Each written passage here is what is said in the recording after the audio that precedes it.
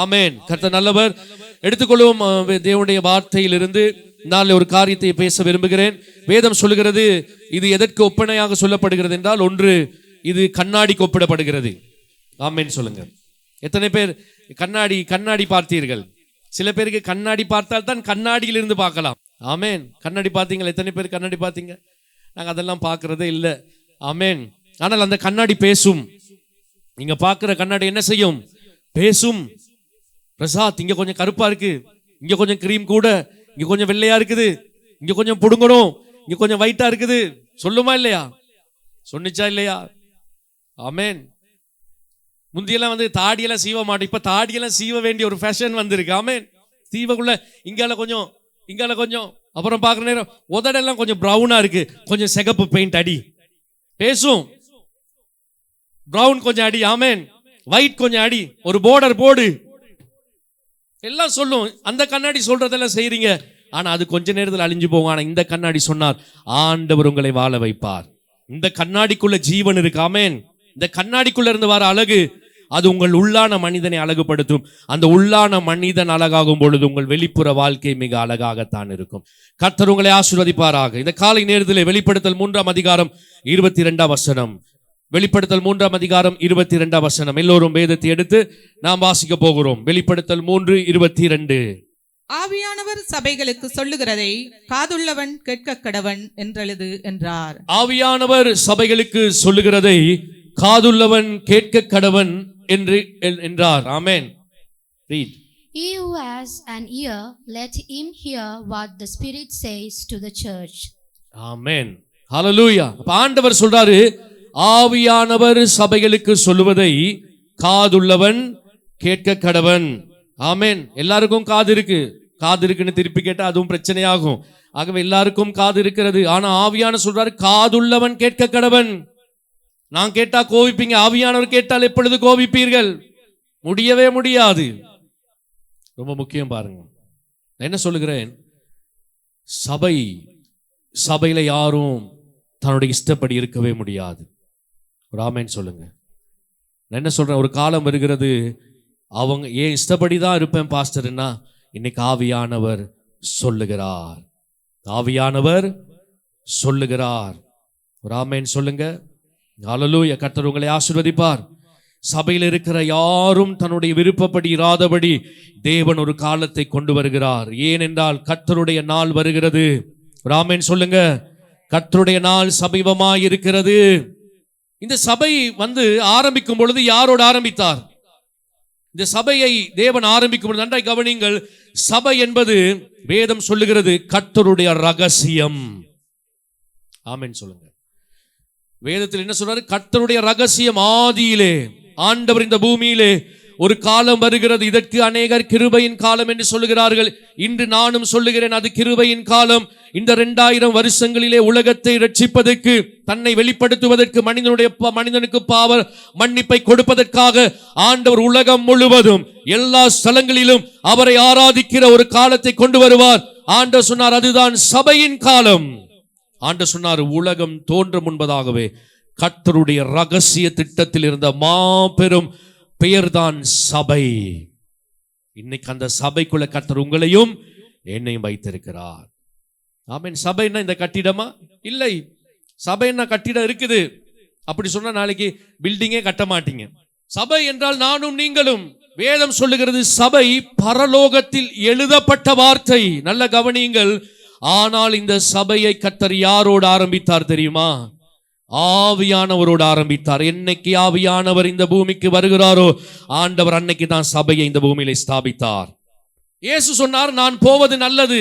இதுவரைக்கும் நான் உங்களுக்கு போதித்தேன், உங்களோடு இருந்தேன், உங்களை உருவாக்கினேன், எல்லாம் செஞ்சுட்டு ஆண்டவர் சொன்னாரு, நான் போவது நல்லது. நான் போனால் ஒருவர் வருவார். சொல்லுங்க, நான் போனால் ஒருவர் வருவார். அவர் வந்தால் நீங்கள் நன்றாய் கையை உயர்த்தி ஆடி பாடி நீங்கள் சந்தோஷமா இருப்பீர்கள் என்று சொன்னாரோ? அவர் சொன்னார், நான் போவது நல்லது, ஒருவர் வருவார். அவர் வரும் பொழுது காத்திருங்கள். அன்றைக்கு தான் அப்போஸ்தலர் 2ஆம் அதிகாரத்தில் இன்னைக்கு இருக்கிற இந்த சபையை கர்த்தர் ஸ்தாபித்தார். ரொம்ப முக்கியம். இனி வரும் நாட்கள் மிக முக்கியம். கர்த்தர் சில காரியங்களை அவர் செய்வார், செய்ய போகிறார். சபை இன்னைக்கு தப்பு பண்ணுது எங்க தெரியுமா? கிருபையின் உபதேசம். கிருபையின் உபதேசம் என்ன? சபையிலிருந்து நான் என்ன செஞ்சாலும் பாஸ்டர் மன்னிப்பார் ஆண்டவர். ஆமென். மன்னிப்பாரா? இதுவரைக்கும் மன்னிச்சாரு.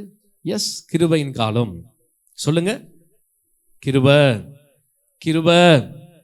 ரட்சிக்கப்பட்ட நாள் வரை ஆண்டு உங்கள் பாவத்தை மன்னித்திருக்கிறார். எத்தனை பேர் ஆமென் சொல்றீங்க? ஆமென். நீங்க என்னைக்கு ஆண்டவர் இயேசு ஏற்றுக்கொண்டீர்களோ அன்று வரை நீங்கள் செய்த கொலையாக வேண்டும் இருக்கட்டும், இயேசு எல்லாவற்றுக்கும் உங்களுக்கு மன்னிப்பு கொடுத்திருக்கிறார். ஒரு ஆமென் சொல்லுவோமா? ஹல்லேலூயா. ஆனா ரட்சிக்கப்பட்ட பிறகு செய்த பாவங்களுக்கு தண்டனை உண்டா இல்லையா? உண்டா? உண்டுன்னா உண்டுன்னு சொல்லுங்க. ஆமென். சொல்லையும் பயமா இருக்கு, ஆண்டவர் ஏதாவது நடந்துருமோ சொல்லி. சபை, நான் சொல்லுகிறேன், தயவு செய்து ஏமாறாதீங்க, ஏமாற்றப்படாதிருங்கள். இன்னைக்கு கிருபையின் உபதேசம் பாவம் செய்யறதுக்காகவே பிரசங்கம் பண்ணுகிறார்கள். நீ என்ன செய்தாலும் நீ 2030 ஆண்டுல செய்ய போற பாவத்துக்கும் இயேசு மரித்திருக்கிறார். மரித்திருக்கிறாரா? உண்மை. உலகத்தின் ஒட்டுமொத்த பாவத்துக்குமாக என் இயேசு மரித்திருக்கிறார். ஆனால் ரத்தம் சிந்தி ரத்தத்தால் கழுவப்பட்டு ஆவியானுடைய கைகளிலே கொடுக்கப்பட்டவனுக்கு கிருபை எதுக்கு கொடுக்கிறார் தெரியுமா? எதுக்கு கொடுக்கிறார்னா மனம் திரும்ப. சொல்லுங்க, மனம் திரும்ப நான் ஒரு காலத்தை தருகிறேன். நான் சொல்லுகிறேன், உங்களுடைய மீட்பிலே உங்களுடைய பணம் இல்லை, உங்களுடைய தகுதி இல்லை, உன்னுடைய படிப்பில்லை, உன்னுடைய மீட்பிலே உங்களுடைய பரம்பரை சொத்தும் இல்லை, பேரும் இல்லை. என் இரட்சகர் இயேசுவின் ரத்தம் மட்டுமே இருக்கிறது. ஒரு கையை வைத்து சொல்லுங்க, என்னுடைய மீட்பிலே இரட்சகர் இயேசுவின் ரத்தம் இருக்கிறது. ஆமென். எடுத்து வாசிங்க ஒரு வார்த்தை. யோவான் 16 அதிகாரம். யோவான் 16 அதிகாரம் 8ஆம் வசனம். அவர் வந்து இன்னைக்கு ரொம்ப பேர் எப்படி ஆவியானவர், நல்ல கவனி, ஆவியானவர் தேற்றரவாளன் உங்களுக்குள் வருவார். அது மட்டும்தான் எல்லாரும் பிடிச்சு கொள்றது. வருவார், தாளாட்டுவார், என்னை சீராட்டுவார், பாலூட்டுவார், பால் சோறு தருவார். அப்படியெல்லாம் கிடையாது. அவர் ஆற்றுவார், தேற்றுவார். இன்னைக்கு வரைக்கும் இத்தனை பிரச்சனை நீங்க நிக்கிறீங்க, காரணம் உங்களுக்குள்ளே அவர் இருக்கிறார். நான் சொல்றேன், இன்னும் 1000 பிரச்சனை வந்தாலும் நீங்க நிப்பீங்க, நீங்க ஜெயிப்பீங்க. காரணம் அவர் உங்களுக்குள் இருக்கிறார். உங்களுக்குள் இருக்கிறவர் உலகத்தில் இருக்கிறவனிலும் பெரியவர் இருக்கிறார். சர்வ வல்லவர் எனக்குள் இருக்கிறார். அவர் சொல்லாம எனக்குள்ள இருந்து எதையுமே அவன் எடுக்க முடியாது. விசுவாசிக்கிறீங்களா? அவர் வந்து பாவத்தை குறித்தும், எல்லாரும் வாசிங்கள், நீதியை குறித்தும். கொஞ்சம் இருங்க சிஸ்டர், எல்லாரும் வாசிங்க. அவர் வந்து டான்ஸ் ஆடுவதை குறித்தும், குதிப்பதை குறித்தும், பிக்னிக் போவதை குறித்தும், அப்புறம் சண்டே சர்ச் விளையாடி பாஸ்டர்ட்ட பொய் சொல்லுவதை குறித்தும். நல்ல பாஸ்டருக்கு பொய் அடிக்கிறவங்க இருக்கிறீங்க இல்லையா? ஆவி இல்லாத பாஸ்டர் கிட்ட சொல்லுங்க பொய். ஆமென் சொல்லுங்க. பாஸ்டர் பேசக்குள்ளே தெரியணும் ஆவி இருக்கா இல்லையா சொல்லி. ஆமென் சொல்லுங்க. கர்த்தர் உங்களை ஆசீர்வதிப்பார். நீங்கள் சொல்லுகிற பொய்யெல்லாம் நடக்கக்கூடாது என்று நான் ஜெபம் பண்ணுகிறேன். அவர் வந்து பாவத்தை குறித்தும், நீதியை குறித்தும். சொல்லுங்க எல்லாரும் வாசிங்க. அவர் வந்து பாவத்தை குறித்தும். நல்ல கவனிக்கணும். ஆவியானவர் கையில சபையை கொடுத்திருக்கிறாரு. சபைக்கு பொறுப்பு இன்னைக்கு யாரு? நல்ல கவனிக்கணும். ஆவியானவர் மட்டும்தான். ஆவியானவர் என்ன செய்கிறாரோ பிதாவும் குமாரனும் அதற்கு ஒப்புதல் அளிப்பார்கள். அதுல வேற எந்த மாற்றமும் கிடையாது. ஆவியானவர் வரும் வரைக்கும் சபை ஆண்டவர் ஆரம்பிக்கல. அவர் வந்து சொன்னாரு, நான் போறேன், அவர் வருவாரு, வந்து உங்க கையில கொடுத்துருவேன். அவர் என்ன செய்யறாரோ அதுதான் இனி நடக்கும். இப்ப ஆண்டு சொல்ற, அவர் வந்து பாவத்தை குறித்தும், என்னத்தை குறித்தும். சபையில பாவம் எல்லாம் தேவையில்ல பாஸ்டர், ஆசீர்வாதம் போதும். நல்லா கவனிங்க. ஒவ்வொரு மனிதனுடைய வீழ்ச்சிக்கு பின்பதாகவும் ஏதோ ஒரு பாவம் இருக்கிறது. ஒவ்வொரு மனிதனுடைய வீழ்ச்சிக்கு பின்பதாக ஏதோ ஒரு தேவனுக்கு விருப்பம் இல்லாத ஒன்று இருந்தே ஆகும். சும்மா வீழ்ச்சி வராத ஒருவனுடைய வாழ்க்கையிலே ஆசீர்வாதம் ஆசீர்வாதம் இல்ல. பரிசுத்தத்தை தேடுங்கள், கர்த்தர் உங்களை ஆசீர்வதிப்பார். பரிசுத்தம் இல்லாமல் ஒருவனும் ஆண்டு சொன்ன பரிசுத்தம் இல்லாமல் ஒருவனும் என்னை தரிசிக்க முடியாது. ஆண்டு சொன்ன பரிசுத்தம் பண்ணிக்கொள். யோசுவாவுக்கு சொன்னார், நாளை உங்கள் நடுவில் நான் அற்புதம் செய்வேன். இந்த வார்த்தை யாருக்காவது பள்ளிக்கோட்டை இயேசுவின் நாமத்திலே நாளைக்கு. அப்ப பரிசுத்த ஆவியானவர் ஏன் வருகிறார்? ஆவியானவர் இருந்து பாவம் இருக்கிறது, கர்த்தருக்கு விரோதமாய் வாழுகிறேன் என்றால் நீங்கள் கவனமாய் இருக்க வேண்டும். அவர் வந்து பாவத்தை குறித்தும் நீதியை குறித்தும் நியாய தீர்ப்பை குறித்து சொல்லுவாராம். நியாய தீர்ப்புனா என்ன? இங்கிலீஷ்ல என்ன போட்டிருக்கு? ஜட்ஜ்மெண்ட். வழக்குக்கு நீங்க ஒரு வழக்குக்கு போயிட்டு ஜட்ஜ்மெண்ட் அன்னைக்கு போங்களேன், எப்படி போவீங்க? வீட்டில் பொங்கல் சாப்பிட்டுட்டு எல்லாருக்கும் சந்தோஷமா போயிட்டு வருவீங்களா?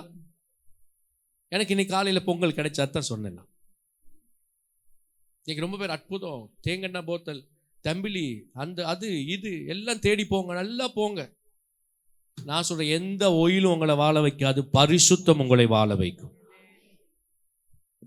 எங்க வேணாலும் போய் அற்புதம் பெற்றுக்கோங்க, ஆனா பரிசுத்தம் இல்லைன்னா ஆண்டவர் உங்க வாழ்க்கையில எதையுமே நிலைச்சிருக்க வைக்க இடம் கொடுக்கவே மாட்டார்.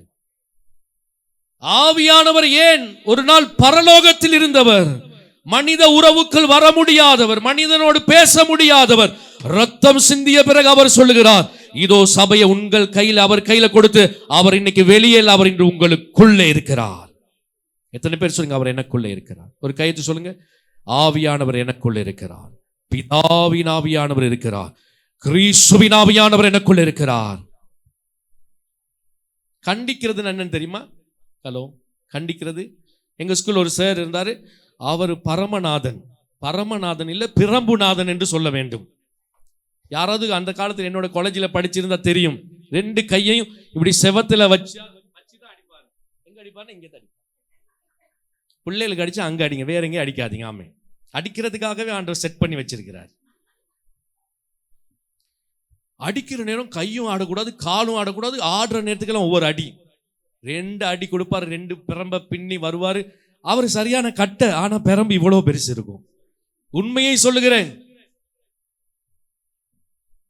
அவர் என்ன செய்யறாரு? அவர் என்ன இப்ப என்னை அடிக்கிறான்னு எதுக்கு அடிக்கிறாரு? நீ நாளைக்கு ஸ்கூல் வரக்கூடாதுன்னு அடிக்கிறாரா?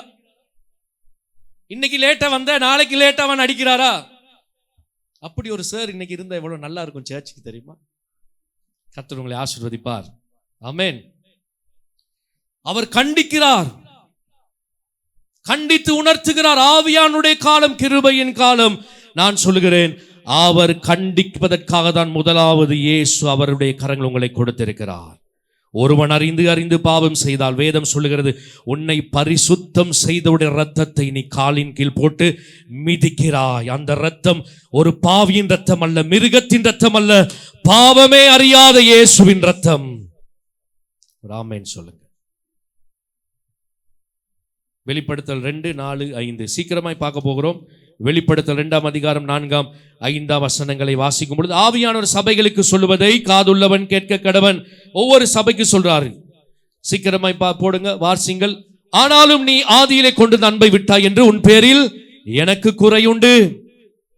You are patient, you have suffered for my sake, and you have not given up. நீங்க கவனிக்கணும், நான் என்ன சொல்ல விரும்புறேன்னா, ஆவியானவர் அவர் அமைதியா இருக்கிறவர் தான், ஆனால் அவரும் கிரியை செய்து கொண்டிருக்கிறார். அவருடைய கிரியை ரொம்ப வித்தியாசமா இருக்கும். புதிய ஏற்பாட்டில் சரியா நீங்க வேதம் வாசிச்சீங்கன்னா பழைய ஏற்பாடு மாதிரி அல்ல. பழைய ஏற்பாட்டில் ஆண்டு உடனே தண்டித்தார். புதிய ஏற்பாட்டில் இயேசு எல்லாற்றையும் மன்னித்தார், எல்லா பாவத்தையும் மன்னித்து ஒரு புதிய வாழ்க்கை கொடுக்கிறார். கொடுக்கும் பொழுது அதன் பிறகு நாங்கள் தவறினாலும் ஆவியானவர் சொல்லுகிறார், அவர் ஒரு காலம் தருகிறார், மன்னன் திரும்ப காலம் தருகிறார். ஆனா அந்த மன்னன் திரும்புதலுக்கு என்றும் கர்த்தர் என்ன செய்கிறார்? ஒரு காலத்தை ஆண்டவர் வைத்திருக்கிறார். ஆண்டவர் சொன்ன, ஆதியிலே நீ கொண்டிருந்த அன்பு எங்கே? ஆதியில இருந்த அந்த வைராக்கியம் எங்கே? சர்ச்னா எப்படி இருந்தீங்க? ஆரம்பத்துல கடவுள்னா எப்படி இருந்தீங்க? ஆராதனை, ஜெபம், ஊழியம், சபை, தரிசனம், சுவிசேஷம், ஊழியக்காரன். ஆண்டவர் சொன்ன, ஆதியிலே நீ கொண்டிருந்த அன்பை விட்டாய் என்று உன் பேரிலே எனக்கு ஒரு குறை இருக்குது. அடுத்த வசனம் வாசியுங்கள். ஆகையால் நீ இன்ன நிலைமையில் இருந்து விழுந்தாய் என்பதை நினைத்து, ஆகையால் நீ எந்த நிலைமையில் இருந்து விழுந்தாய் என்பதை நினைத்து மனம் திரும்பி ஆதியிலே செய்திருந்த கிரியைகளை செய்வாயாக. ஆமென் சொல்லுங்க. ஆமென். ஆதியில நீங்க எப்படி இருந்தீங்க? ஆரம்பம் பாருங்க. ரட்சிக்கப்பட்ட பின் இருக்கிற நேரம் இருக்கிற அந்த அன்பு, அர்ப்பணிப்பு, சபை அவ்வளோ பெரிதான ஒரு வைராக்கியம், அன்பு. ஆண்டு சொன்னார், திரும்பி அந்த இடத்துக்கு வா. இன்னைக்கு அந்த அன்பு இருக்கிறதா? சபையில இருக்கிறதா? ஊழியத்தை நேசிக்கிறீங்களா? உங்க அழைப்பை நேசிக்கிறீர்களா? குடும்பத்தை நேசிக்கிறீர்களா? சபை ஊழியர்களை நேசிக்கிறீங்களா? சபை விசுவாசிக்கிற நேசிக்கிறீங்களா? ஆண்டவர் சொல்றாரு, மனம் திரும்ப ஆதியில் செய்த கிரியை செய்வாயாக. சொல்லுங்கள், இல்லாவிட்டால். சொல்லுங்க, இல்லாவிட்டால் நான் சீக்கிரமாய் உன்னிடத்தில் வந்து நீ மனம் திரும்பாத பட்சத்திலே, சபையிலிருந்து நீ மனம் திரும்பாத பட்சத்திலே உன் விளக்கு தண்டை அதன் இடத்தினின்று நான் நீக்குவேன். இதெல்லாம் புதிய ஏற்பாடு கிருபையின் காலத்தில் ஆவியானவர் சபையின் அதிகாரத்தில் உள்ளவர் சொல்லுகிறார். உங்களுக்கு தெரியுமா, இன்னைக்கு வரைக்கும் நான் சொல்றேன், உலகம் இயங்குவதற்கே காரணம் நீங்க தான். சொல்லுங்க, நான் தான். நல்லா சொல்லுங்க, நான் தான்.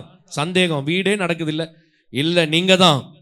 உங்களுக்குள்ள இருக்கிற ஆவியானவர் என்னைக்கு மேல எடுத்துக்கொள்ளப்படுகிறாரோ, ஆண்டவர் சொன்ன அன்னைக்கு இந்த பூமியில் வாழ்கிறவனுக்கு ஐயோ என்று சொன்னார். இன்னைக்கும் கிருபை ஏன் இருக்கு தெரியுமா? இந்த பூமியில இன்னைக்கு ஒரு ஜனக்கூட்டம் வாழுகிறது ஏன் தெரியுமா? உடைய ரட்சிப்பு, கிருபையின் ஆவியானவர் உங்கள் மேல் இருக்கிறார். ஆண்டவர் சொன்னார், விளக்கு தண்டை என்னது? அந்த ஒளியை, அந்த நெருப்பை நான் எடுத்துருவேன், திரியை எடுத்துருவேன். நீ மனம் திரும்பாத பட்சத்திலே, நான் சொல்ல நீ மனம் திரும்பாத பட்சத்திலே நான் அதை நீக்கி விடுவேன். கடினமான வார்த்தைகள் ஆவியானவர். இதெல்லாம் இன்னைக்கு எந்த பாஸ்டர் காண்பிச்சு கொடுக்கிறாரு? இன்னைக்கு ஒரு கூட்டத்துக்கு இதை காண்பித்து கொடுக்காதபடியினால் அவர்கள் நிர்விசாரமாய் இருக்கிறார்கள், பாவத்தில் இருக்கிறார்கள். ஏன் சில பேர் மரித்து போகிறார்கள்? வேதம் சொல்லுகிறது, ஏன் உன் காலத்துக்கு முன்னி சாக வேண்டும்? அர்த்தம் ஜீவனை குறிப்பிடுது, உன் விளக்கு. அடுத்த வார்த்தை 2ஆம் அதிகாரம் 14, 15, 16. வெளிப்படுத்தல் 3ஆம் அதிகாரம் 14, 15, 16 வசனங்கள். லவோதிக்கா சபையின் தூதனுக்கு நீ எழுத வேண்டியது என்னவெனில், உண்மையும் சத்தியமுள்ள சாட்சியும் தேவனுடைய சிருஷ்டிக்கு ஆதியுமாய் இருக்கிற ஆமேன் என்பவர் சொல்லுகிறதாவது. ஒரு விஷயம், இந்த சபைக்கு இதை சொல்லும் பொழுது அவர் ஒரு அறிமுகம் கொடுக்கிறார் எல்லா சபைக்கும். அது ஒரு செய்தி. அப்ப அதெல்லாம் நமக்கு சொல்ல நேரம் இல்லை. ஆனா நான் இன்று என்னுடைய செய்திக்கு வருகிறேன். அடுத்த வார்த்தை 15ஆம் வசனம் வாசியுங்கள். உன் கிரியைகளை அறிந்திருக்கிறேன். எல்லாரும் வாசிங்கள, வாசிங்க எல்லாரும். உன் கிரியைகளை அறிந்திருக்கிறேன், நீ குளிரும் அல்ல அனலும் அல்ல. நீ குளிராய் ஆவது அனலாய் ஆவது இருந்தால் நலமாய் இருக்கும். ஆமென் சொல்லுவோமா? சபையில் அதுதான் நான் சொன்னேன், என் இஷ்டப்படி இருக்க இயலாது. ஆவியானவருடைய சபை அவர் சொல்லுகிறபடி தான் இருக்கணும். உங்களுக்கு தெரியுமா, இன்னைக்கு நீங்க நினைச்சனால மட்டும் வரல, உங்களை கொண்டு வந்த ஒருவர் இருக்கிறார். ஒரு நேரம் நல்லா தெளிவா சொன்ன, ஒரு சிலர் சபையிலேருந்து வெளியே போறாங்களா, நீங்க நினைக்காதீங்க அது நான் செஞ்ச தவறோ நீங்க செஞ்ச தவறு இல்லை, அது அவங்களுக்கும் ஆவியானவருக்கு இருக்கிற உறவு. பல காரணம் நீங்க மாம்சத்துல தேடலாம், ஆனா அவருக்கும் தெரியும், ஆவியானவருக்கும் மட்டும்தான் அது தெரியும். எப்பயா தான் சொல்லுவேன், நீங்க சபைக்குள்ள இருக்கிறீங்களா, நீங்க ஆசீர்வாதமா இருக்கிறீங்க, அதை பாதுகாத்துக் கொள்ளுங்க. முதலாவது இந்த பேழைக்குள் இருங்கள், சாதாரணமானதல்ல. பேழையை விட்டு மட்டும் பாஞ்சு போன்னு சொல்லி நினைச்சிங்களோ, சொல்ல மாட்டேன். கர்த்தர் உங்களை ஆசீர்வதிப்பார். உன் கிரியைகளை அறிந்திருக்கிறேன், நீ குளிரும் இல்லை அனலும் இல்லை, அபிஷேகம் இல்லை, அழைப்பில்லை, ஜபம் இல்லை. அதான் சொன்னேன், சில நேரம் நான் பேச விரும்புகிறேன். நான் யோசிப்பேன், ஆண்டவரே கர்த்தர் இவ்வளவு உணர்த்துகிறார், இவ்வளவு பிரசன்னம் வருது, யாருமே உணர மாட்டார்களா? யாராவது அந்த ஆவியில நிரம்ப மாட்டார்களா? சில பேருக்கு அதுக்கு கிடைக்குது, சில பேருக்கு கிடைக்குது இல்லையே. உங்களுக்குள்ள வேற ஆவியானவர் இருக்கிறாரா? குளிர் இல்ல அனலும் இல்லை. இதுக்கப்புறம் ஆண்டவர் சொல்றாரு, அழகா சொல்றாரு, அப்புறம் வாசிங்க. இப்படி இனி இப்படி குளிருமின்றி அனலுமின்றி வெது வெதுப்பா இருக்கிறபடி, வெது வெதுப்பா இருக்கிறது. ஆமென். வெந்தும் வேகாம. சொல்லுங்க, வெந்தும் வேகாம. உங்களுக்கும் உருப்படி இல்லை, அவருக்கும் உருப்படி இல்லை, அப்படியே இருக்க வேண்டியது. ஒண்ணுமே செய்யறது இல்லை. கடவுளோட ராஜ்யத்துக்கு ஒண்ணுமே இல்லை. நீங்க நினைக்காதீங்க ஏதோ ஒரு சம்பளம், ஒரு பிசினஸ் பண்ண, ஒரு படிக்க மட்டும் இயேசு ரத்தம் சிந்தினார். கிடையவே கிடையாது. இந்த 2000 வருஷத்துக்கு அப்புறம் ஆண்டு உங்களை பிறக்க வச்சிருக்கிறான்னா கர்த்தருக்கு உங்க மேல ஒரு பெரிய நோக்கம் உண்டு, பெரிய திட்டம் இருக்கிறது. ஆண்டு சொன்ன குளிரும் இல்லாமல் அனலும் இல்லாமல் இருப்பாயானால் என் வாயினின்று என்ன பண்ணுவேன்? வாந்தி பண்ணுவேன். நீங்களே வாந்தி எடுத்துட்டு யோசிச்சு பாருங்க எப்படி இருக்கும் சொல்லி. சபை விளையாட்டு இல்லைங்க. அப்புறம் வாசிங்கள் 20-23 வரைக்கும். தியத்தீரா சபைக்கு ஆண்டு சொல்றாரு 2ஆம் அதிகாரம் 2ஆம் அதிகாரம் 20ஆம் வசனம். இன்னொருக்கா சொல்றாரு ஆண்டவர் சபைக்கு, ஆவியானவர் ஆகிலும் உன் பேரில் எனக்கு குறையுண்டு. பாருங்க, யாருக்கு? சபைக்கு. இன்னைக்கு சுய திருப்தி. பரவாயில்ல, நான் ஜெபம் பண்ணிட்டேன் 5 நிமிஷம், நான் போயிட்டு கம்யூனியன் எடுத்துட்டேன், 3 கிழமைக்கு ஒருக்கா சர்ச் போயிட்டு வந்தேன், பிரைஸ் தி லார்ட். கவனமா இருங்கள். சுய திருப்தி இல்ல. கடவுள் மன்னிச்சார், உங்களை ஏற்றுக்கொண்டாரு, அந்த பிரசன்னம் உள்ளத்துக்கு வரும் வரைக்கும் நீங்க அமர்ந்திருக்கணும் தேவ சமூகத்துல. ஆகிலும் உன் பேரில் எனக்கு குறையுண்டு. என்னவெனில், தன்னை தீர்க்கதரிசி என்று சொல்லுகிற யேசபேல் என்னும் இஸ்திரியானவள் என்னுடைய ஊழியக்காரன் வேசித்தனம் பண்ணவும் விக்கிரங்களுக்கு படைத்தவைகளை புசிக்கும் அவர்களுக்கு போதித்து அவர்களை வஞ்சிக்கும்படி நீ அவர்களுக்கு இடம் கொடுக்கிறாய். சபையில் ஒவ்வொரு கூட்டம் இருக்குதான், நல்ல கவனிங்க. ஒரு கூட்டம் அன்பு, ஆதியில இருந்த அன்பு இல்ல. ஒரு கூட்டத்துக்கு அனலும் இல்லை, குளிரும் இல்லை. இன்னொரு கூட்டம் இருக்கிறது, யேசபேலின் ஆவி உள்ளவர்கள். சபைக்கு தான் சொல்றாரு ஆண்டவர். ஒரு கூட்டம் ஊழியக்கார சிலர் சபையில் உள்ளவர்கள் என்ன பண்றாங்க? வேசித்தனம் பண்ணுகிறார்கள். வேசித்தனம் நினைக்காதீங்க, ஏதாவது போயிட்டு ஒரு பெண்ணோட பாவம் ஒரு ஆணோட செய்வது மட்டுமல்ல. இச்சையானவைகளை பார்ப்பது, சிந்திப்பது, அதிலே மூழ்கி இருப்பது பாவம். யேசபேலின் ஆவி. பாவம் செய்கிறவன் தவறு செய்கிறான் என்று தெரிந்து உதவி செய்வது, அது யேசபேலின் ஆவி. கடவுளை விட்டு ஒரு கூட்டத்தை வெளியே கொண்டு போவது, உலகத்துக்கு கொண்டு போவது யேசபேலின் ஆவி. ஆண்டவர் சொல்லுகிறார், அப்படிப்பட்டவள் இருக்கிறார். 2வது விஷயம், விக்கிரங்களுக்கு படைத்தவளை புசிக்கும் அளவுக்கு போதிக்கிறாய். சில பேருக்கு ஏன் விக்கிரங்களுக்கு படைத்ததை சாப்பிடக்கூடாதுன்னா கேள்வி கேட்காதீங்க. இந்த படைத்துடைய வார்த்தை என்ன சொல்லுங்க, அதற்கு கீழ்ப்படியுங்கள். ராமன் சொல்லுங்க. ஏன் சாப்பிடக்கூடாது பாஸ்டர்? அவர் இப்படி, பைபிள் என்ன சொல்லுது? ஆவியானவர் என்ன சொல்றாரு? எந்த யூடியூப்ல எந்த நண்பன் சொல்றாரு வேணாம். சபையை கர்த்தர் யாருடைய கரங்களில் கொடுத்திருக்கிறார்? ஆவியானவர் என்ன சொல்லுகிறார்? விக்கிரங்களுக்கு படைத்ததை புசிக்காதே. விதண்டாவாதம் பேசுறது. ஏன் செய்யக்கூடாது? செஞ்சு பாருங்களேன். ஆவியானவரை மீறி நீங்க ஒன்ன செஞ்சு பாருங்க. இன்னைக்கு அப்புறம் பாஸ்டர் பயமுறுத்துறார், இல்ல உங்களுக்கு சரியானதை சொல்லிக் கொடுக்கிறேன், நீங்கள் சரியானதை ஏற்றுக்கொண்டால் நீங்க இல்ல, உங்களை திருத்தி உங்களை நடத்துகிறவர் கர்த்தருடைய ஆவியானவர். அவர் பலன் கொடுப்பதற்காக எனக்குள் என்னை தேவனிடத்திலே கொண்டு போய் என் கையை பிடிச்சு இயேசு மேகங்கள் வரும் பொழுது இந்த கையை அவர் கையோட கொண்டு போய் வைப்பதற்காக எனக்குள்ளே அவர் இருக்கிறார். என்னை அழிப்பதற்கு இல்லை, எனக்கு அந்த மன்னிப்பை பெற்றுக் கொடுக்க. நீங்க புரிஞ்சு கொள்ளணும். ஆவியானவர் என்னை அழிக்க தண்டிக்கிறதுக்கு இல்ல, என்னை பரலோகத்தில் நித்திய ஜீவனுக்குள் கொண்டு போக ஆண்டவர் கொடுத்திருக்கிறார். என் பாவ சுபாவத்தில் என்னை பாதுகாத்து பரிசுத்தத்துக்குள் என்னை வாழ வைப்பதற்காக ஆவியானவர் இருக்கிறார். இன்னைக்கு ஏன் பேசுகிறார்? மனம் திரும்பு, நான் உன்னை ஆசீர்வதிப்பேன். அப்புறம் அவள் மனம் திரும்பும்படியாய், நல்ல கவனிங்கள், அவள் மனம் திரும்பும்படியாய் அவளுக்கு தவணை கொடுத்தேன். என்ன சொல்றாரு? தவணை சான்ஸ் கொடுக்கிறாரு. சான்ஸ் கொடுத்தாரு. பரவாயில்ல, இன்னைக்கு சரி, நாளைக்கு சரி, 2 வருஷம் 3 வருஷம் 4 வருஷம் 5 வருஷம் கொடுத்தாரு. ஆண்டவர் சொல்றாரு, தவணை கொடுத்தேன், தன் வேசி மார்க்கத்தை விட்டு மனம் திரும்ப அவளுக்கு விருப்பமில்லை. அப்புறம் இதோ நல்லா வாசிக்கணும். நான் என்ன சொல்றேன்னா, சில விஷயம் பயம், வாசிக்கணும். சபை இது கடவுளுடைய வார்த்தை. இன்னைக்கு இதெல்லாம் மறைக்கிறாங்க. ஏன்? சில சபை ஜனங்கள் கோபிப்பாங்க. நீங்க கோவிச்ச பரவாயில்ல, உங்களை வாழ வைக்கிறவங்க ரட்சித்தவர் என்ன சொல்லுகிறார் அது அல்லவோ நடக்க வேண்டும்.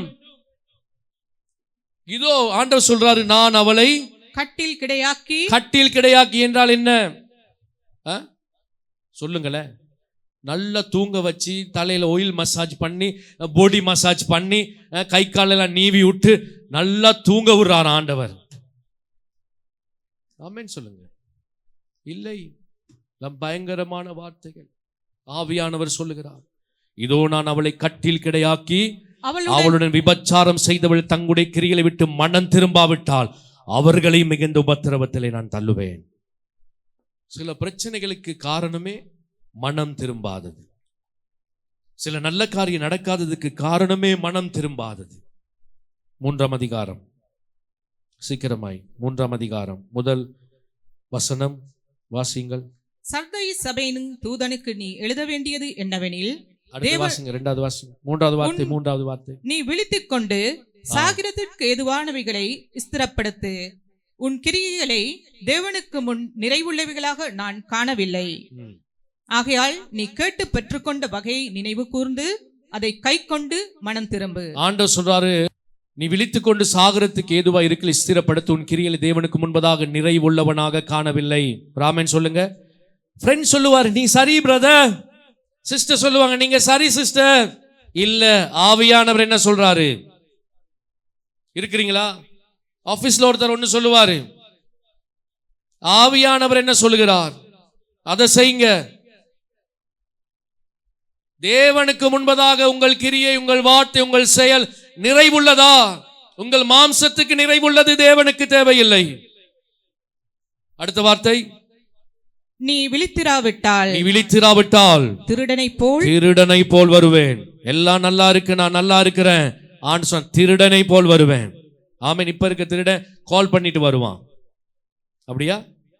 ரொம்ப பேர் நினைக்கிறாங்க, இல்ல கடவுள் எச்சரிச்சுட்டே இருப்பார், வருவாரு. ஆண்டவர் இன்னைக்கு சொல்றாரு, ஆவியானவர் சொல்லுவதை காதுள்ளவன் கேட்க கடவன். சொல்லுங்க, ஆவியானவர் சொல்லுவதை, நல்லா சொல்லுங்க, ஆவியானவர் சொல்லுவதை காதிருக்கிற, காது கேட்கிற நான் கேட்கிறேன். கர்த்தர் உங்களை ஆசீர்வதிப்பார். ஆண்டவர் சொல்றாரு, திருடனை போல் வருவேன், அது உன்மேல் வரும் வேலை நீ அறியாதிருப்பாய். மாத்திரமல்ல, இன்னும் பல வார்த்தை இருக்கிறது. விசுவாச கப்பலை சேதப்படுத்தினார்கள். அலெக்சாண்டர் என்ற ஒருத்தர் இருந்தார், ஆவிக்குரியவர். தீமோத்தேயுக்கு சொல்லும் பொழுது சொல்றாரு, அவன் விசுவாசத்தை சேதப்படுத்துகிறவன். என்ன சொல்றாரு தெரியுமா? அவனை நான் சர்ச் இருந்து வெளியே போட்டேன் சொல்றாரு. சிலர் உங்கள் விசுவாசத்தை சேதப்படுத்துகிறார்கள். ஆண்டவர் சொல்றார், அவர்களை விட்டு நீ மனம் திரும்பு, அவர்களை விட்டு வெளியே வான்னு கர்த்தர் சொல்லுகிறார்.